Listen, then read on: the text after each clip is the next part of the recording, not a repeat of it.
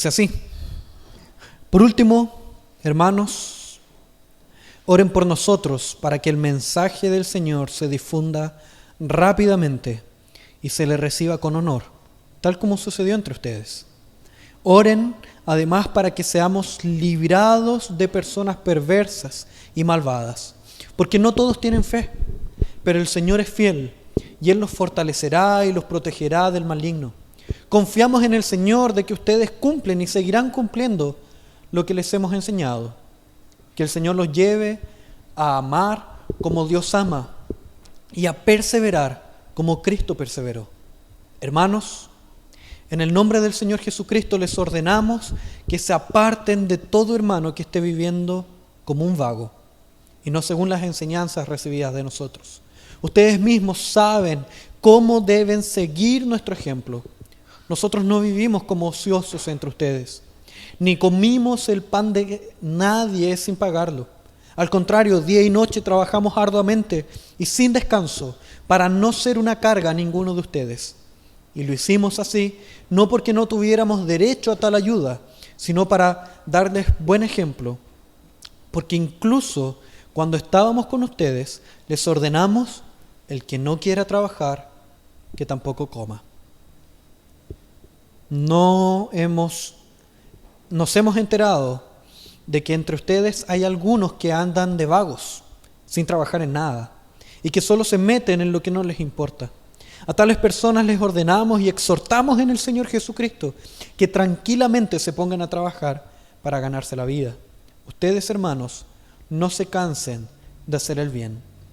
Si alguno no obedece las instrucciones que les damos en esta carta, denúncienlo públicamente y no se relacionan con él, para que se avergüence.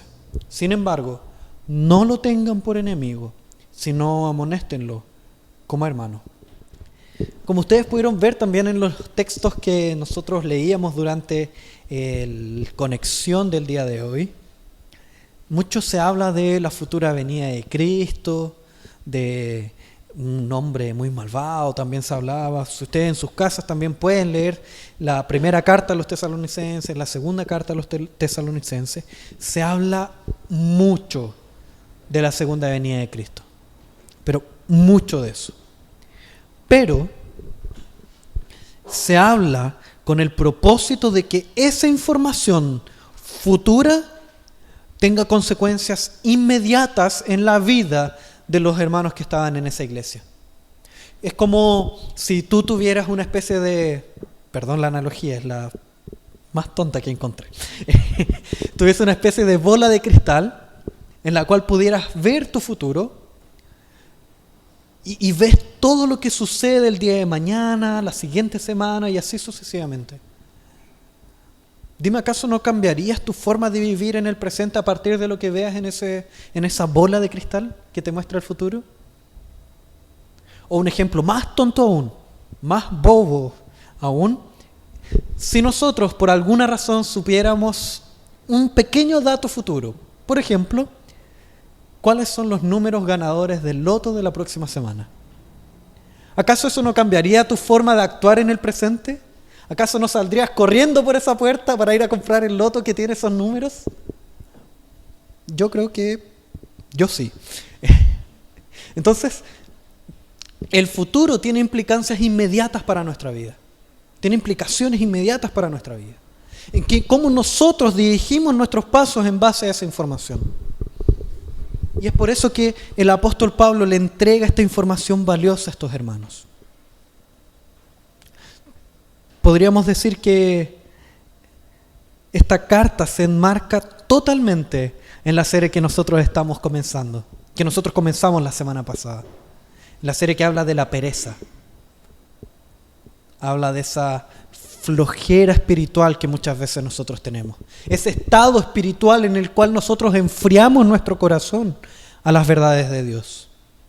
Podríamos decir que las dos cartas a los tesalonicenses son cartas a los perezosos, por así decirlo.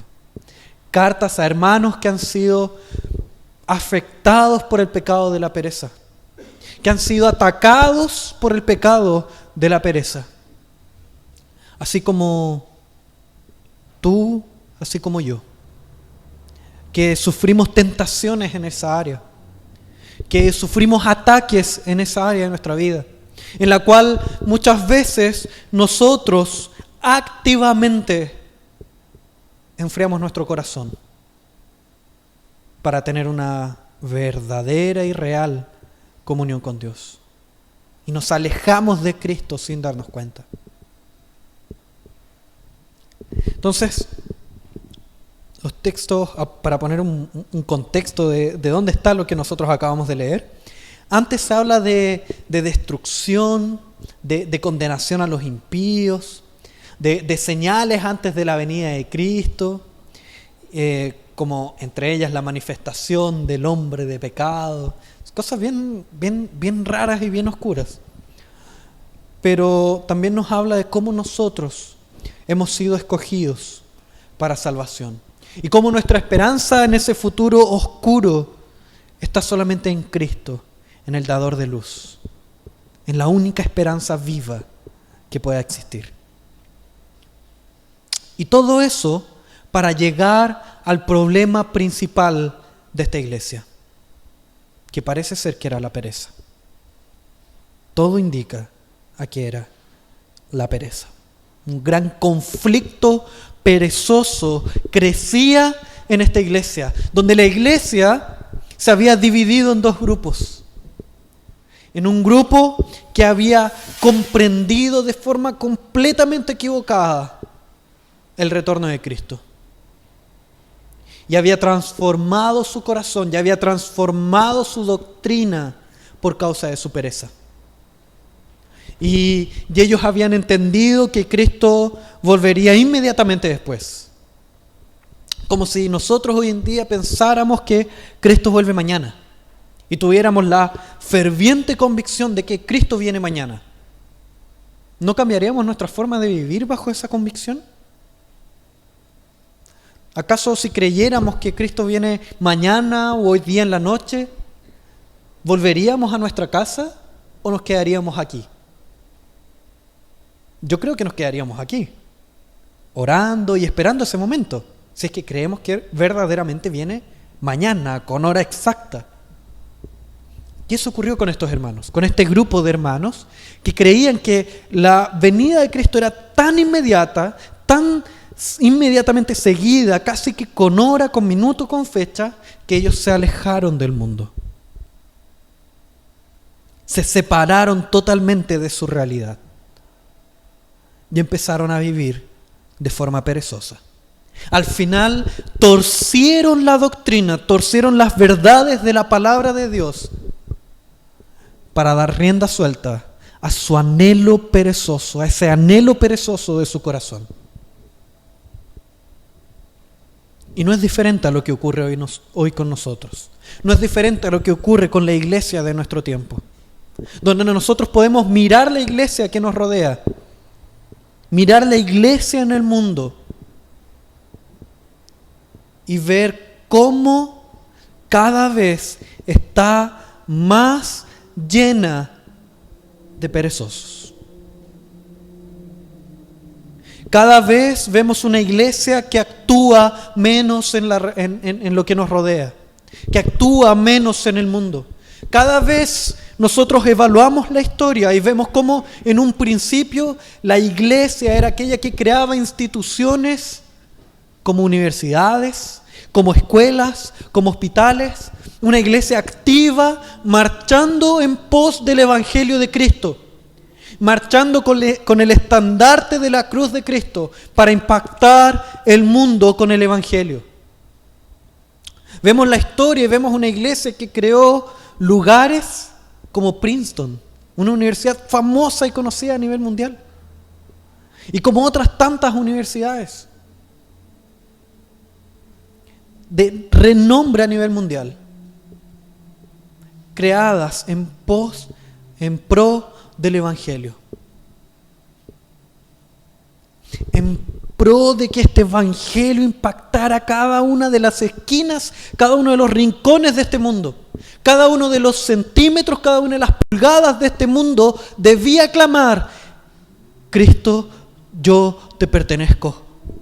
Y esa era la intención de los cristianos antiguamente, de los cristianos de 1600, de 1500. Impactar el mundo con el Evangelio, en donde Cristo pudiese clamar sobre cada centímetro existente: esto es mío y me pertenece. Pero poco a poco fuimos entregándonos en este camino histórico a la pereza. Poco a poco fuimos dejando de lado estas obras. Fuimos encerrándonos en cuatro paredes.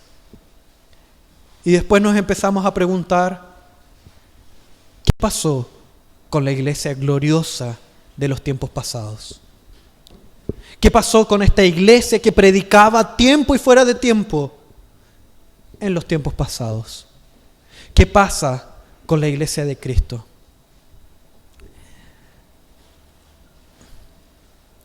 Y yo creo que es el mismo problema que tuvieron los hermanos de Tesalónica: pereza.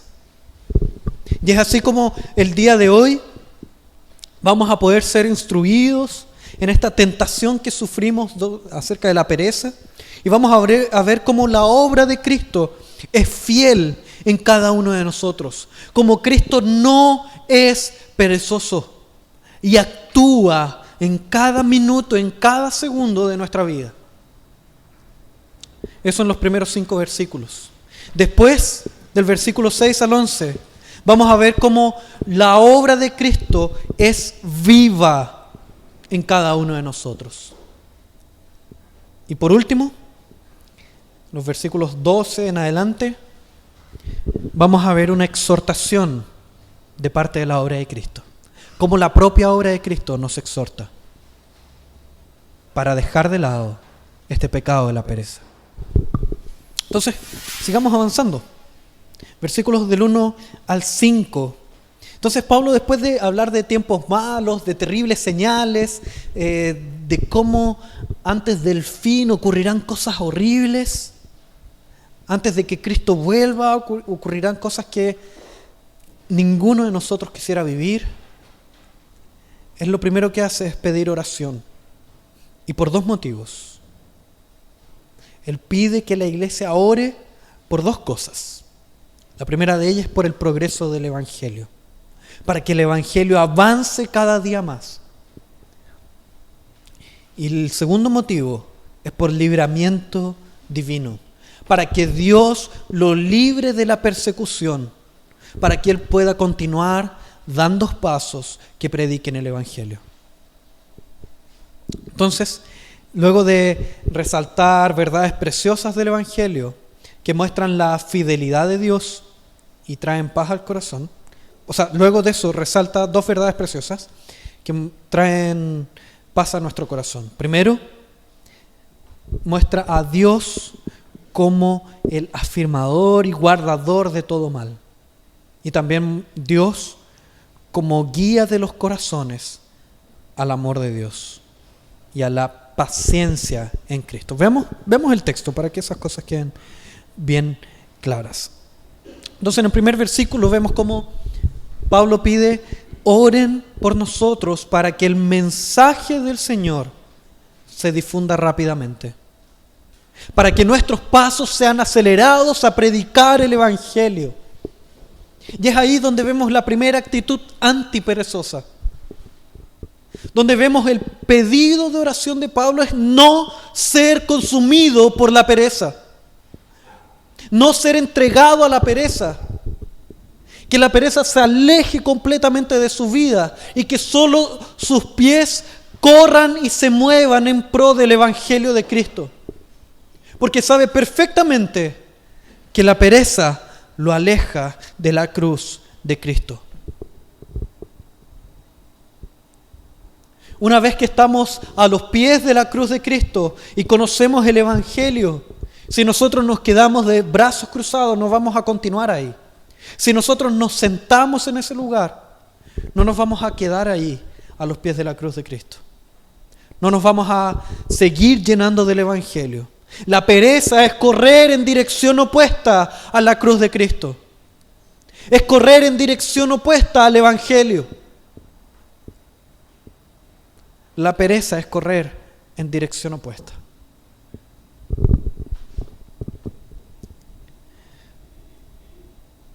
También dice en el versículo 2, el segundo pedido de oración: oren además para que seamos librados de personas perversas y malvadas, porque no todos tienen fe. Aquí es donde Pablo comprende las consecuencias de no ser perezoso, ya que al no ser consumido por la pereza, sus pasos serían guiados a predicar el Evangelio de Cristo. Él obtendría por esa predicación del Evangelio persecución. Porque hay quienes no soportan la verdad del Evangelio. Correr en la dirección opuesta a la pereza, acercarse a la cruz de Cristo, llena tus labios del Evangelio y de odio al pecado. Y en el mundo hay personas que aman el pecado porque no conocen a Cristo, porque su corazón no ha sido llenado con la cruz de Cristo. Y por lo tanto, te van a odiar a ti,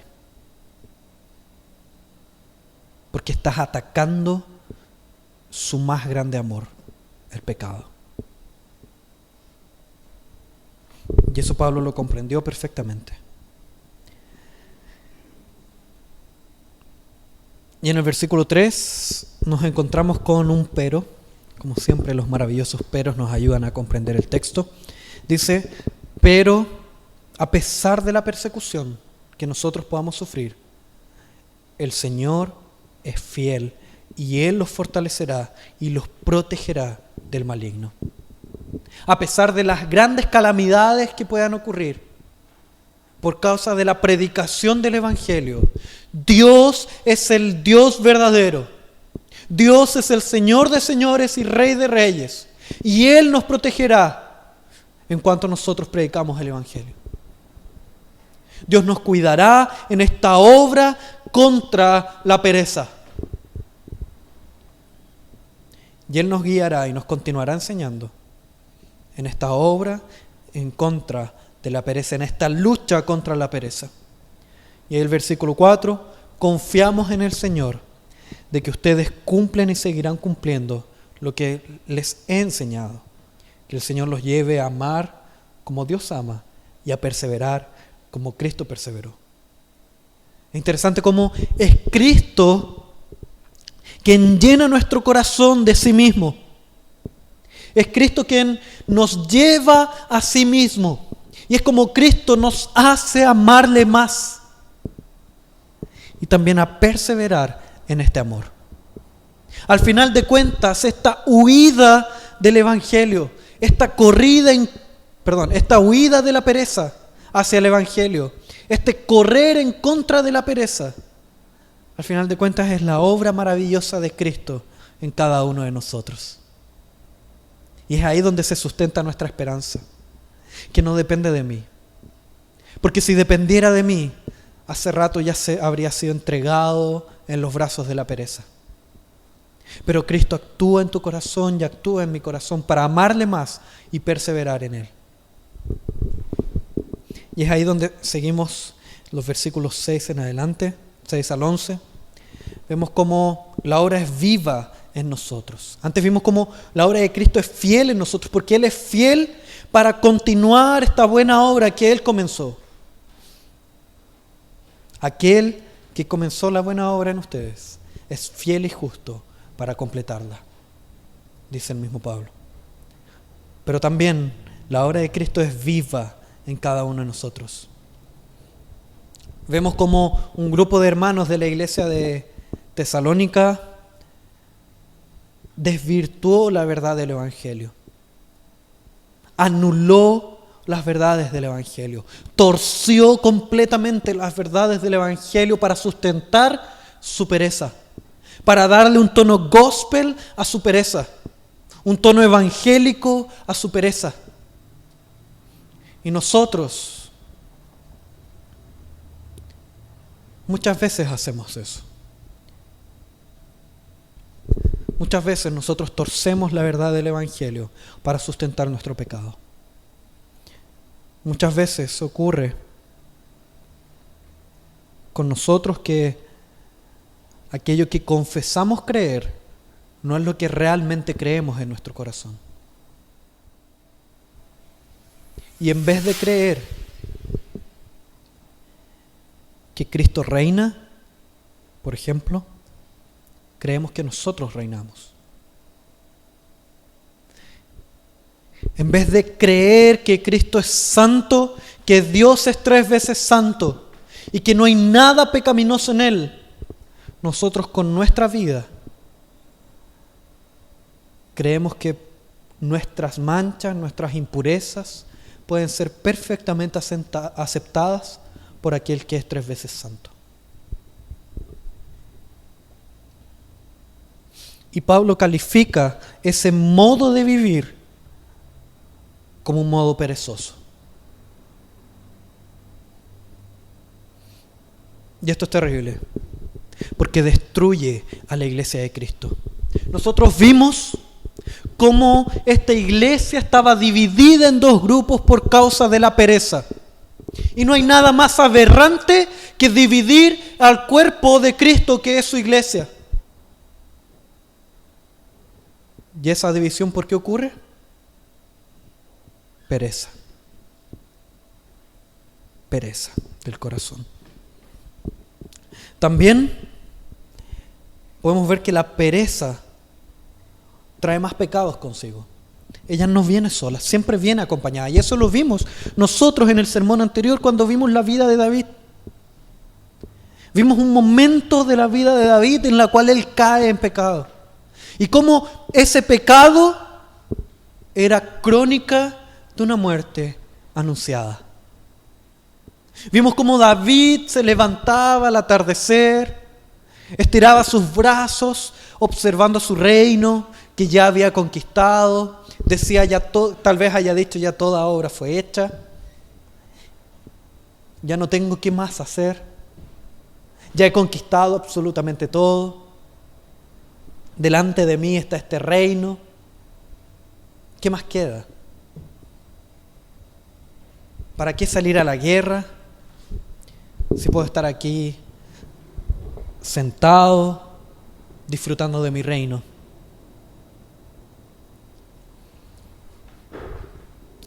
No sería extraño que David se hubiese justificado en su no ida a la guerra. No sería extraño pensar que a lo mejor él hubiese dicho cosas como, no, tengo que preocuparme de un montón de actividades que tengo aquí en el reino. Y por eso mejor envío a uno de mis generales a preocuparse del ejército. No sería extraño pensar eso. Que David le haya dado una razón, un razonamiento a su pecado de pereza. Haya racionalizado su pecado de pereza. Y eso llevó a más pecado. Llevó a su caída con Betsabé. A sacar a Dios del centro de su corazón. Y eso puede ocurrir con nosotros. Nuestra pereza puede traer más pecados al interior de nuestra iglesia. Puede traer murmuraciones, mentiras, falsos testimonios. Porque no estamos preocupados de la expansión del reino de Dios, sino que nos empezamos a preocupar de la expansión de nuestro propio reino. Y es ahí donde mis hermanos estorban. Porque son pequeños feudos que están a mi alrededor que necesito conquistar. Entonces ahí empiezo a murmurar, empiezo a levantar calumnias, falsos testimonios y mentiras. Porque quiero destruir estos feudos a mi alrededor, para yo poder levantarme por sobre todo el resto. La pereza trae más pecado consigo. La pereza es crónica de una muerte anunciada. Y es interesante cómo en este contexto Pablo se coloca a sí mismo como ejemplo de combate a la pereza. Porque Cristo ha hecho una obra en su corazón. Y por lo tanto él no puede dejarse dominar por la pereza, sino que por la obra de Cristo. Y es ahí donde nos muestra que para combatir la pereza es necesario amor sacrificial por el Evangelio.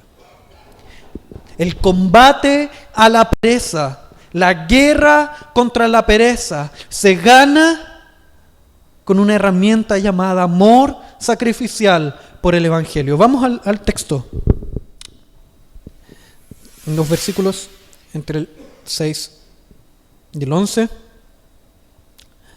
Pablo dice que en el 7, en la mitad del 7, dice: nosotros no vivimos como ociosos entre ustedes.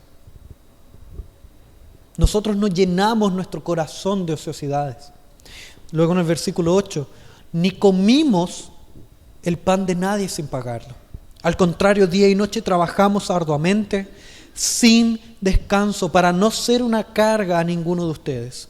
Y lo hicimos así, no porque tuviéramos derecho a tal ayuda. No porque no tuviéramos derecho a tal ayuda, sino para darles un buen ejemplo. Porque incluso cuando estábamos con ustedes les ordenamos: el que no quiere trabajar, que tampoco coma. Y es ahí donde él muestra el problema de la iglesia. Nos hemos enterado de que entre ustedes hay algunos que andan de vagos, sin trabajar en nada, y que solo se meten en lo que no les importa. Ahí donde vemos el amor sacrificial de Pablo por el Evangelio. Él estaba dispuesto a asumir las consecuencias de la predicación del Evangelio. Él estaba dispuesto a pagar el precio por causa de la predicación del Evangelio. Y si ese precio era precio de muerte, que así sea. Pero él no se iba a dejar consumir por la pereza. Porque la pereza es miedo a las consecuencias de la predicación del Evangelio. La pereza es un camino muy lejos de la cruz de Cristo.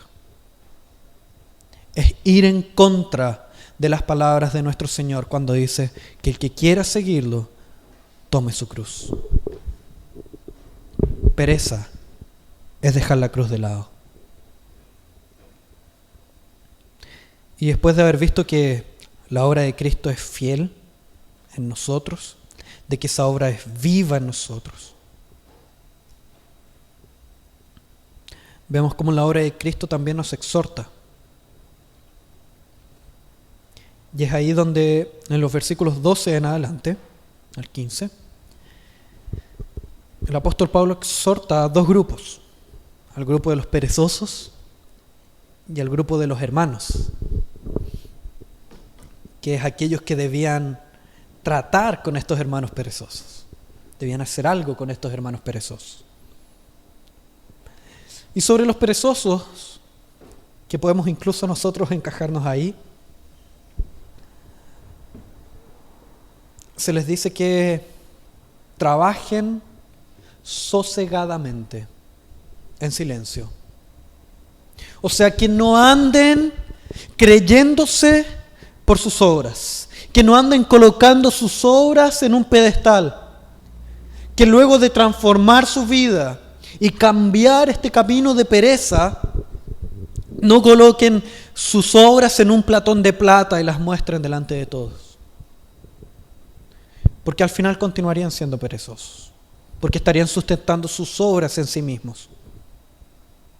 Trabajar en silencio, trabajar sosegadamente, quiere decir que estos hermanos debían entender que están trabajando para la gloria de Cristo y no para su propia gloria.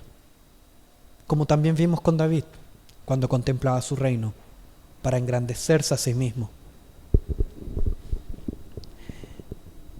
Y es ahí donde también el apóstol dice: coma su propio pan. Nuevamente, no aprovecharse de los otros, no aprovecharse de la bondad de los hermanos. Porque como perezosos, nuestros pasos en la pereza nos llevan a creernos reyes y entender que todos me sirven a mí.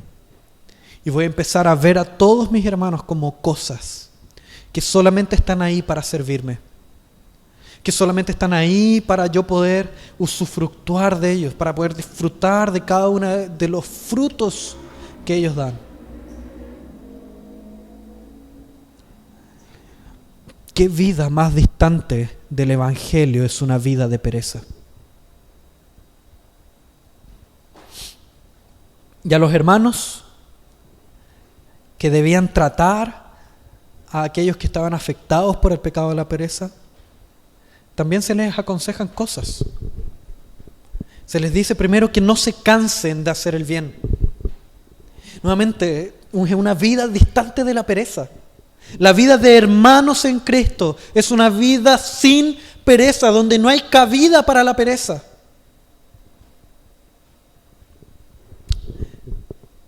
Pero sí hay tentaciones en esa área. Ellos pueden cansarse. Pueden entender que en algún momento no sirve de nada todo este esfuerzo. Pueden ver que la vida de los perezosos progresa y se llenan de bienes que no trabajaron y no sudaron ni una gota por esos bienes. Y pueden así como Asaf preguntarle a Dios en desesperación: ¿por qué prospera el impío? ¿Por qué? ¿Por qué yo que vivo una vida sin pereza, yo que me dedico a la predicación del Evangelio, lo único que obtengo es persecución? Lo único que obtengo es sufrimiento. ¿Por qué?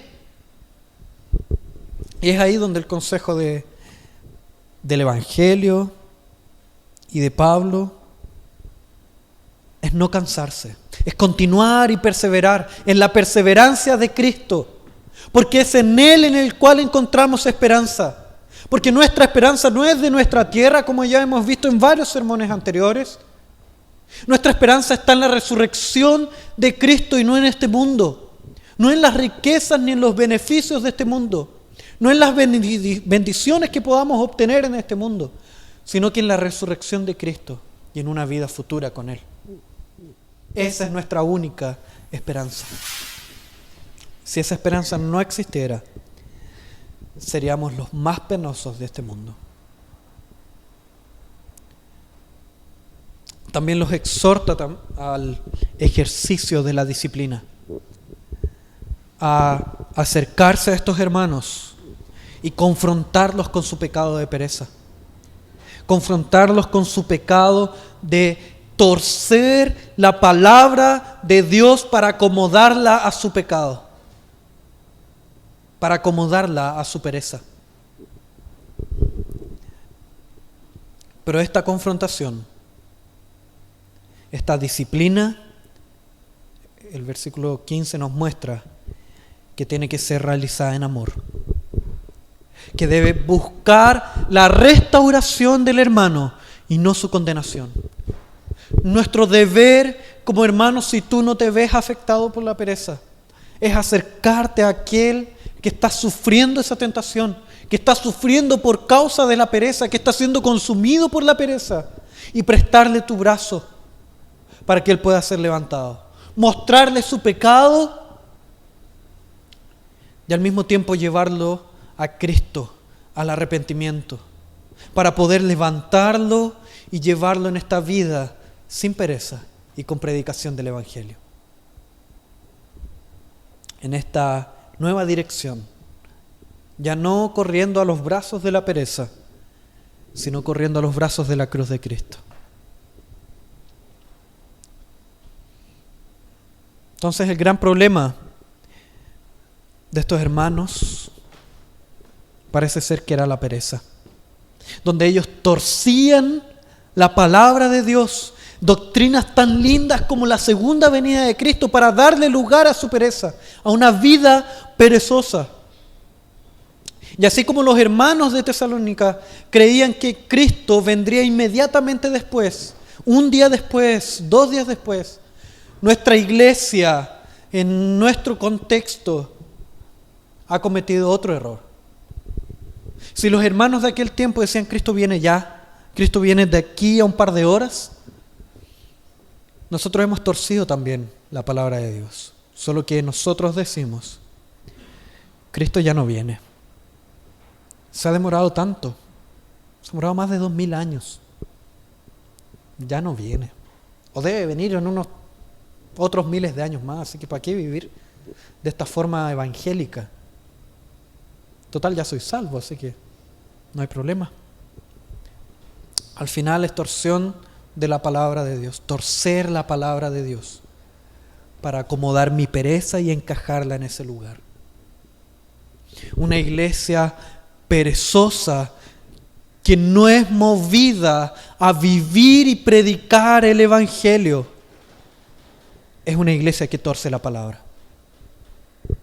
Es una iglesia que quiebra la palabra de Dios.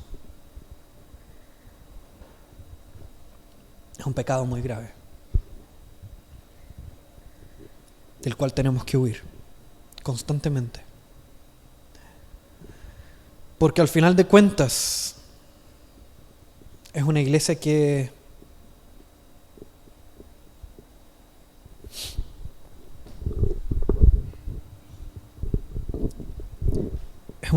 que no cree aquello que dice creer. Es una iglesia que se ha olvidado completamente de Cristo y del Cristo de la palabra. Es una iglesia que vive un Dios falso. Una iglesia perezosa.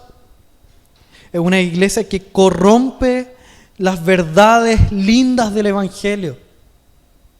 Y déjenme confrontarlos diciéndoles déjenme confrontarnos a todos nosotros diciéndoles que si nosotros verdaderamente creyésemos lo que dice la palabra de Dios, lo que dice la Biblia sobre el retorno de Cristo, sobre el evangelio y sobre el infierno, nuestros pies correrían a predicar la palabra de Dios. Si nosotros realmente creyéramos aquello que decimos creer sobre el infierno y las condenaciones que trae el no acercarse a Cristo, nosotros buscaríamos predicar la palabra de Dios a quien se nos cruce por delante, porque sabemos el sufrimiento que le espera. O nuestro corazón está completamente quebrado, o nuestro corazón está sin Cristo, o nuestro corazón no conoce el evangelio, o nuestro corazón no tiene ninguna misericordia por aquellos que se pierden, o simplemente estamos llenos de pereza.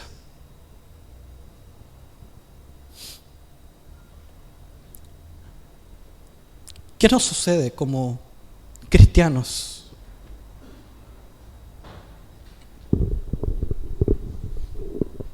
¿Creemos realmente las verdades de la palabra de Dios? ¿O no? Y la invitación en este momento no es a condenarte, no es a que seamos condenados en este momento, sino que podamos dejar nuestra pereza atrás y correr a la cruz de Cristo y predicar el evangelio. Que estos pies se llenen del evangelio, que esta boca se llene del evangelio en todo tiempo. Y que la cruz de Cristo sea una verdad en nuestra vida de una vez y para siempre. Y que la pereza no nos consuma. Entonces, tal vez hoy en día, mirando tu vida, mirando el sermón de la semana pasada, mirando el sermón del día de hoy, tú te sientas un perezoso, así como yo me siento un perezoso. Déjame darte una buena noticia. Aún hay esperanza. Aún hay esperanza. Dios trabajó en el corazón de alguien que llegó a adulterar por causa de su pereza, que es David. Llegó a matar por causa de su pereza. Dios trabajó en su vida de tal forma que fue llamado el hombre conforme al corazón de Dios. Dios también puede trabajar en tu vida. Dios también puede trabajar en tu corazón. Corre a los pies de ese Dios misericordioso que transforma nuestra vida y transforma nuestro corazón. Ahora, tal vez tú no te sientas afectado por este pecado, por la pereza. Y tal vez no seas atacado por ese pecado, y gloria a Dios por eso. Pero te invito a continuar haciendo el bien. Te invito a que tú te acerques a aquellos que sí estamos siendo atacados. Puedes acercarte a cada uno de nosotros y puedas extendernos tu brazo para levantarnos y poder correr a los pies de Cristo. poder levantarnos de nuestra cama de pereza y entregarnos a Cristo y predicar su evangelio. Y quiero terminar con una frase de J.C. Ryle, nombre raro, pero él habla un poco sobre la santidad y la pereza. Y especialmente cómo la pereza es un atentado en contra de la santidad, en contra de la santidad. Y es así que él dice, sin duda alguna, el alma del hombre que piensa en todo lo que sufrió Jesús y persiste en aferrarse a los pecados que causaron ese sufrimiento, debe estar enferma. Fue el pecado lo que clavó la corona de espinas, fue el pecado lo que atravesó las manos, los pies y el costado de nuestro Señor. Fue el pecado que lo llevó a Getsemaní y al Calvario, a la cruz y a la tumba. Sería muy duro nuestro corazón si no odiáramos el pecado y nos esforzáramos por deshacernos de él, aunque esto signifique cortar nuestra mano derecha y sacarnos el ojo. Corramos del pecado, huyamos del pecado, pero sabiendo que tenemos un puerto firme, un puerto fiel, que es Cristo y su cruz. Oremos.